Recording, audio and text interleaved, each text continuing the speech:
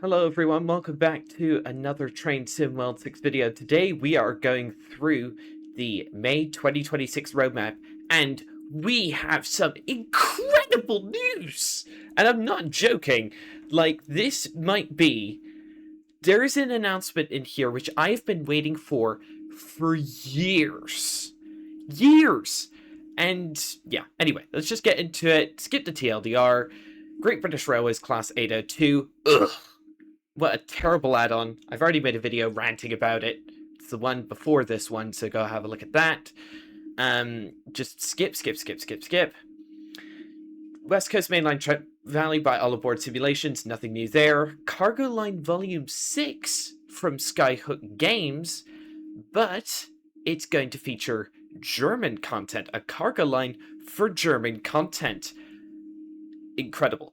And this is the really cool update. We have an update on the Tadami line too, but this is the second coolest update. You might not know this, but I have extensive experience on the Thames Valley branch lines. Well, one of them at any rate. I have used the Marlow branch extensively and know it like the back of my hand, basically. And it is coming to Train Sim World, along with the Henley and Windsor and Eton Central branches, thanks to incredible trains. I believe this is in the 0 to 3 months section. This, I believe, is Henley. So there's going to be 3 branch lines included, all of them branching, and all of them will have route hopping with the Great Western Express. It will have 3 unconnected branch lines. It will have the Windsor branch from Slough to Windsor and Eton Central, the Marlow branch from Maidenhead to First Platte, Cookham, Bourne End, and Marlow, and the Henley branch from Twyford to Wargrave, Shiplake, and Henley on Thames. And ow! Like, genuinely, I've been wanting to, like, one of the things which I was annoyed about with the Great Western Express remaster is that it didn't include these branch lines. And we're finally getting the Marlow branch in Train Sim World. Just, woo! Okay, sorry if I sound a bit excited, but yeah, like, this is one of the best updates we have ever gotten. So yeah, it's, basically, Slough, Maidenhead, Twyford, you'll have route hopping with the Great Western Express remastered route, which is my current favorite route in the game. And so yeah, and you can see in the background of this picture, Bourne End. You can see the line coming in, platform 2 there, line coming in here, that's platform 1, and then driver changes ends and heads off to Marlow. And the reason the station is built like this is because the line used to continue beyond Bourne End to hook up with High Wycombe on the Chiltern Main Line, but that part of the line closed in 1970. And the fact that we are getting the Thames Valley... I'm so excited. So, yeah, I imagine, since this route isn't going to include any, quote, new rolling stock, and it's quite short, even if you group all 3 branch lines together, the total route coverage will only be 2 plus, that's 9, 13.5 miles in total. One thing is a bit annoying, though. The Marlow branch will have the token system like it has in real life. In real life, the Marlow branch operates using a token system, and I refer you to Jeff Marshall's video on the Marlow branch line for a full demonstration of how this system works, and it will be included in game. Wow! So yeah, so yeah, the stations, here is the list of all the stations. What is this branch? I think this might be the Henley branch. There's a bunch of crossings of the River Thames, of course. Here it is in Bourne End. I've gone over this bridge multiple times, and I must say, Mr. Johannes has nailed the scenery, like, genuinely. I'm going to be going up and down the Thames, the Marlow branch, like, so often, like, genuinely, like, you'll see a bunch of videos of me going up and down the Mala branch. The branches are operationally independent. Players can seamlessly move between them using fast travel, and owners of Great Western Express route hopping is also supported. This DLC will come with the Class 165, which you might be thinking, wait a minute, we already had the Class 165 and 166 with Great Western Express. And you would be right, but the Class 165 included with Great Western Express technically has the wrong interior. It's just a 2-car version of the 166 with the 166 interior, which honestly I wasn't too fussed about. But this version that's coming with this route will have the correct interior. And some subtle external differences, and will also have a number of newer TSW features, including livery designer support, enhanced physics, additional cam functionality, and improved night lighting. Like, oh my gosh. When I saw this came out just a few minutes ago as I'm recording this. When I saw this, I jumped out of my chair. I've been waiting for the Marlow branch to come to this game for years. Years! And the fact that it's finally coming, like, thank you, Johannes. Like, next up, it's the BNSF GP60M from High Iron Simulations. This one I'm not too fussed about because, well, it's American freight. I'm not too into that. And it's going to come with a new timetable and scenarios for Cajon Pass, and also have some scenarios on San Bernardino. The BNSF GP60 will include as-built, and with the Dash 3 rebuild controls, it will be joined in the pack by its cabless 6-ter to GP60B and a modern articulated spine intermodal car. The service's timetable will have over 60 end-to-end mainline runs and cement train services operating between San Bernardino, Victorville, Oro Grande, and Barstow. The Barstow switching layer from the Cajon Pass timetable is also included. Union Pacific's services are recreated as a layer for owners of Sherman Hill. These include 8 end-to-end runs via track and drive over the BNSF, and 8 shorter runs on the Union Pacific's Palmdale Cutoff, which you could see. You could see the Palmdale Cutoff services at certain times of day, but unfortunately, they weren't playable. They were just AI in the base timetable. The GP60M is the primary power and select services, but is also used in place of the ES44C4, and it can also substitute for the BNSF SD40. The ES44C4 is the primary mode of power for many mainline trains and can be substituted by the SD70ACE if you have that gameplay pack. The Santa Fe C40 and locomotives from railroads including Norfolk Southern or CSX can also substitute in for the ES44s. That's quite a varied timetable. That's pretty impressive. This pack will feature 4 scenarios on Cajon Pass and 4 scenarios on San Bernardino. The loco will be ready for release, quotes, very soon. Next up, it's the Southern Ore Lines Hayden branch, also from High Iron Sim, set back in the 1980s, with Southern Pacific GP35. That will have side dump ore gondolas. They were workhorses of this branch during the SP era, and many remain in service today. The car will be fully interactive. High Iron is really going for it, aren't they? Next up, it's Tadami, which is the route that I'm most looking forward to besides the Thames Valley branch lines. So now, in the last roadmap, we heard that Union Workshop is working on Japanese NPCs, because that was one of the main complaints that I and many other people had. It was just the bog standard European NPCs, and Union Workshop heard us loud and clear and started development on custom Japanese ones. And I do say, they look quite decent. Like, genuinely. Well done, Union Workshop. Heard the community, got community feedback. Unfortunately, we don't have a release date, which is a major shame because it's been in the 0 to 3 months category for like 1.5 months now, so we'll see. West Coast Mainline Crew Preston from Just Trains, another absolute banger that I'm looking forward to. I do love the Just Trains 1980 stuff. So now, yeah, this is basically like the Class 86/4 update. Oh wow.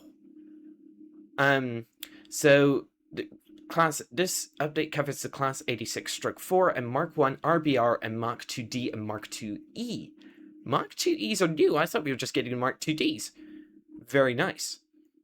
So here's the 86 in an intercity weather delivery, looking very nice indeed. What are you? Is this Les Ross? Are they including a preservation era version of, what is it, 86259 Les Ross? Please do correct me in the comments if I'm wrong. Here's the Mark 2D and Mark 2E stock. Looks very similar to the Mark 2F that we already had, but it's nice to have some new variants. The 86/4 reuses mixed traffic scene split across freight, mail, and passenger workings. That's good because the current 86/2 on Preston Carlisle is a bit limited because it can only do the cross-country services. The 86/4 is capable of working in multiple formations. It can be found working freight trains in tandem with other 86/4s and 87s if you own Preston Carlisle. These include heavy steel trains and Freightliner services. A variety of locomotive variants are included, each accurate to early 1987. And there's the data sheet if you want to have a look. Here's the interior of the new Mark 1 RBR. Oh, that is very nice looking. It's very 1980s, but it looks very nice indeed.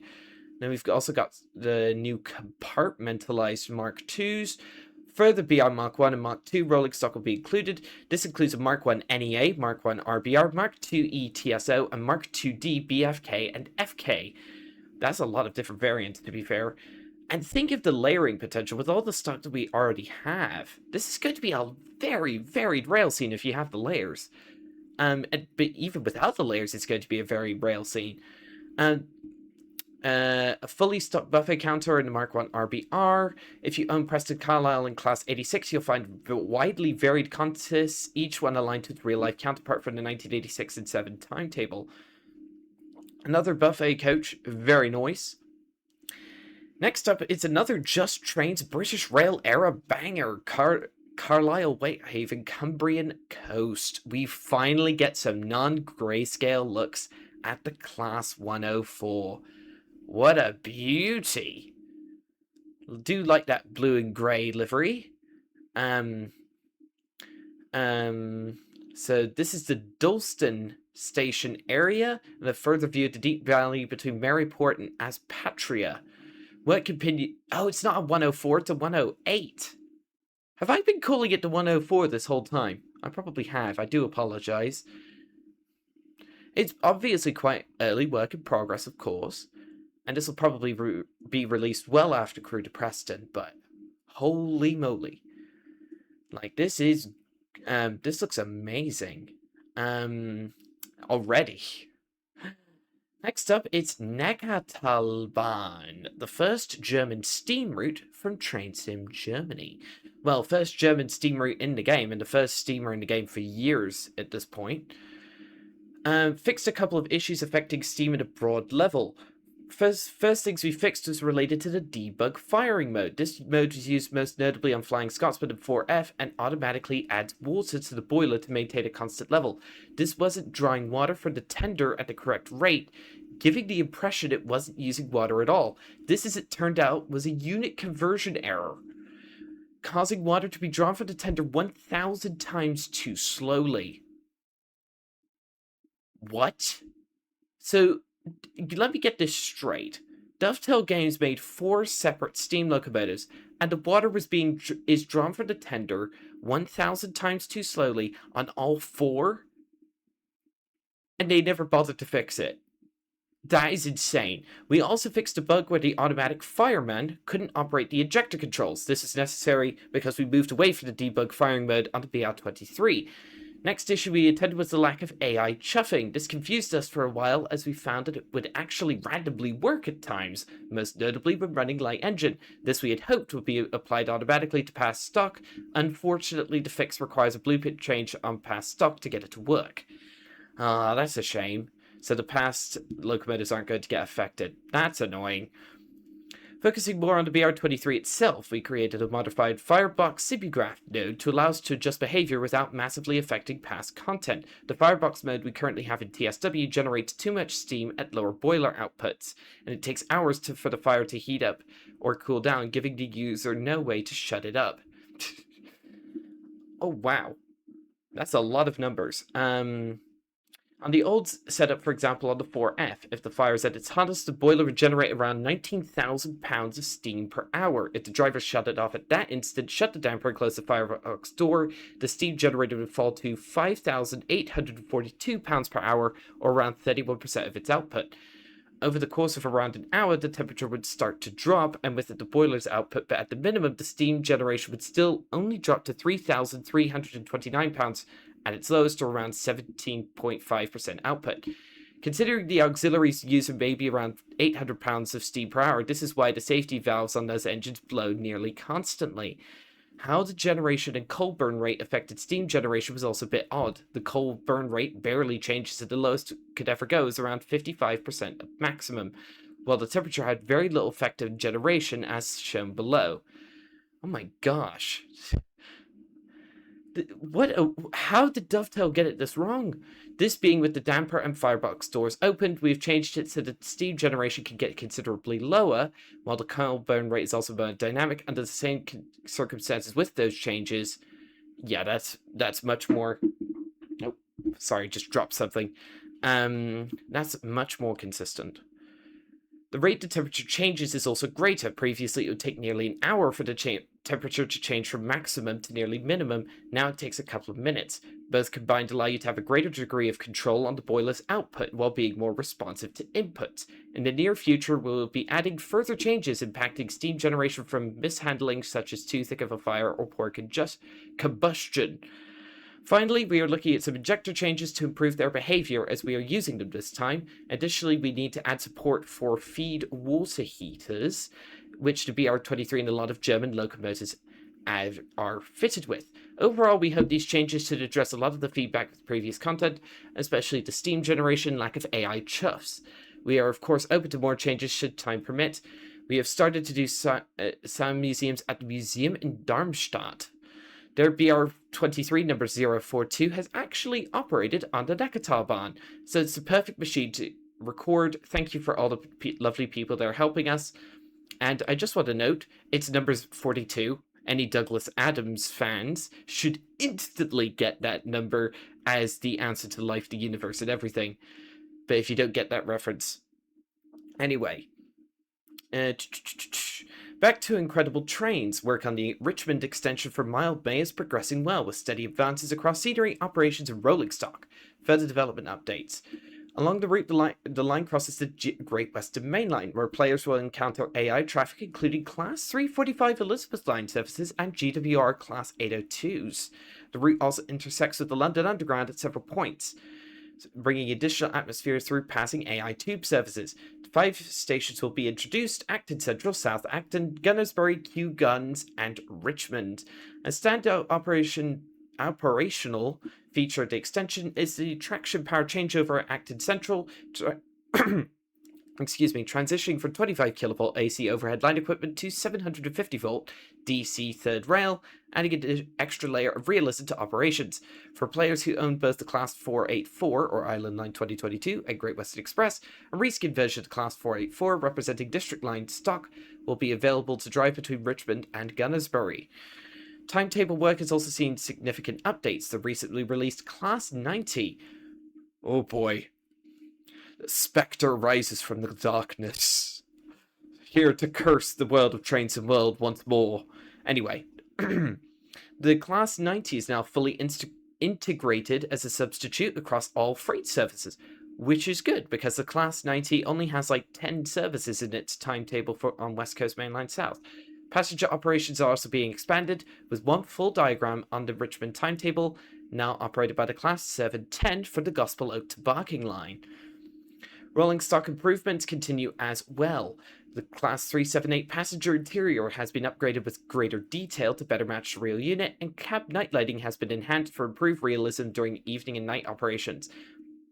The main thing about that, though, Johannes has to fix the broken carriage gangways, which are somewhat transparent and you can walk through them at the moment, and that was never fixed at the Roots release.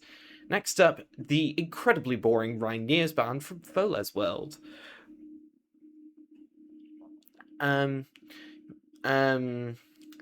a minute, did they include a Tony Basil reference over your head? Oh, did they include that specifically for DC 4260 Productions? I think they must have done, right? Yeah, I'm not interested, because it's yet another modern era German electrified route with no new rolling stock included. This is also why I'm not getting Neuenberg Ingolstadt, which trains in Germany are doing. Next up, it's Lisbon, Setúbal from Virtua Via 360 in Portugal. Additional screenshots. Looks like we've got some new signals. Interior of the Series 3500. Some doors, scenery. It's going quite nicely. Our team has been busy working on the modeling and texturing of the 3500 series EMU, and work on it is almost complete. Below you can see some screenshots of the exterior and interior of the train, with the passenger information systems now working. The decals and onboard announcements have been given to us by Fertigus, so you can expect real-life announcements. Yay! So they're not going to AI them, they're going to use the real-life announcements. Cheers, guys! Cheers, Fertigus! Some add-ons are still in development, but aren't getting any updates with this roadmap, those being the BNSF Snoot-Nose SD40 from Automotive Productions, Neuenberg Ingolstadt from Trains in Germany, the Class 70 from All Aboard Studios, and the BR420 from Trains in Germany. Add-on mounting optimizations. Work to support smarter content loading optimizations is continuing, lowering the size of dependent content with layered add-ons to avoid instances where certain content fails to load when crossing over these platform-based limitations. These improvements are primarily focused on PlayStation 5, and then will be worked into all other game platforms. Glad to know work on that is continuing nicely.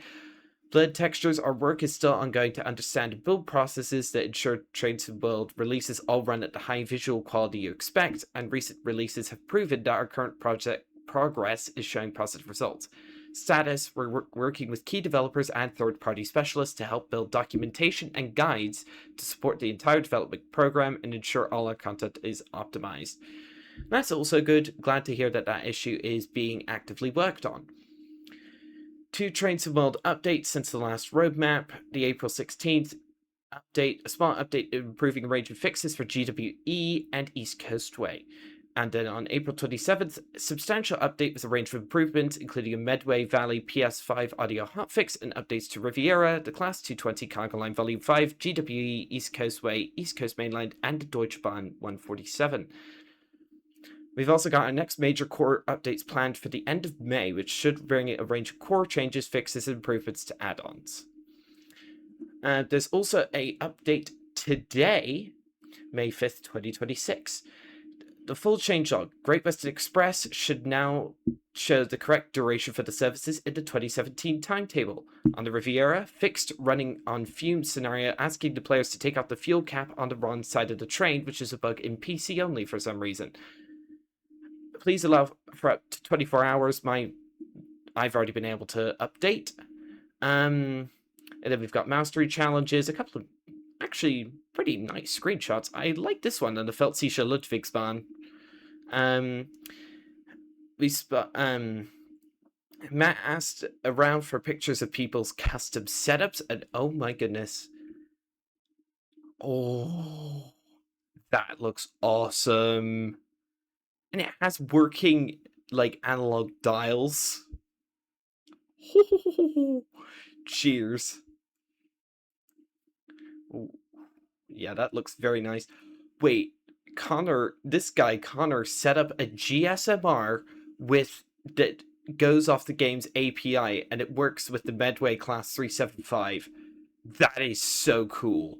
There's also going to be a roadmap live stream, which for some reason hasn't loaded. Discord, blah blah. Okay, so that's the end of the update. So, just as a rundown, coming in the next 3 months, Thames Valley branches by Incredible Trains. Day 1 purchase, of course. Marlow branch finally coming to the game. Like, yes, come on. Cargo Line Volume 6 Gas by Skyhook Games. Probably not a day 1. I just want to see what wagons are included and what routes it supports. We'll see. And I'm glad Skyhook's branching into German content, because, let's be honest, their last foray into German content did not go all that well. Yes, I am talking about the BR-187 for Köln-Aachen. That thing's awful. Tadami line Aizuwakamatsu to Tadami, obviously another day 1 purchase. Santa Fe GP60M by High Iron. Given High Iron's issues that they've had with the issues that they had when they released the Santa Fe pack, I'm just going to keep an eye on this one. Nürnberg Ingolstadt, probably not. It's just another boring modern German electrified route. Crew Preston, day 1 purchase, of course. The Class 70, I'll see where it layers, because if it just layers in for a certain services and doesn't layer in everywhere like the 66 does, I think that's just like I'm not gonna get it if it doesn't layer in everywhere the 66 does. West Coast Mainline Trent Valley, maybe. We'll see how well it turns out, because All Aboard managed to make a right hash of Birmingham to Crewe and it's still not properly fixed. And then, of course, the Great British Railways Class 802. I'm never ever getting that, not even if it's free. BNSF Snoot-Doe's ST40, not interested in American freight content so much, and it's only it's a locomotive we already have with a minor nose change. Nah, I'm not getting that. Lisbon Setúbal, probably on a sale. Southern Pacific Hayden branch, I'll just wait and see how well it turns out. Rhine-Niersbahn, probably won't get that. Cumbrian Coast will get on day 1. Neckartalbahn, obviously I'll get on day 1, and the BR420 I'll probably give it a miss. So yeah, that'll be all for this video, everybody. Thank you all so much for watching. Don't forget to like, subscribe, and hit that bell for notifications, and I'll see you on the next one. And goodbye.